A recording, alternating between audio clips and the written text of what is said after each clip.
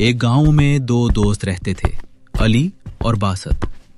अली मेहनती और ईमानदार था, जबकि बासत हमेशा शॉर्टकट की तलाश में रहता था। यार अली, हम रोज मेहनत करते हैं फिर भी अमीर नहीं हो रहे। मेहनत का फल हमेशा मीठा होता है, सब्र रखो बासत।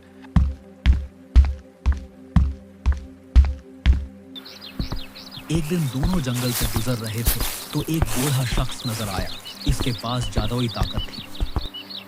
मेरे पास जादुई ताकत है जो मैं आपको देना चाहता हूँ, और यह जादुई ताकत जिसके पास हो उसके पास सोना खुद ब खुद आ जाएगा। लेकिन शर्त है, लालच नहीं करना। नहीं बाबा जी, हम मेहनत से कमाना चाहते हैं। मैं लूंगा, मुझे अमीर बनना है। बासत ने जादुई ताकत ली।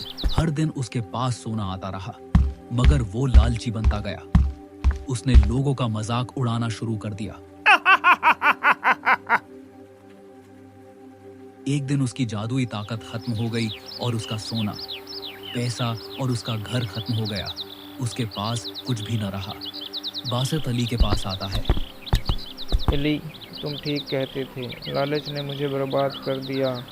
अब भी वक्त है, सच्चाई और मेहनत का रास्ता अपना लो।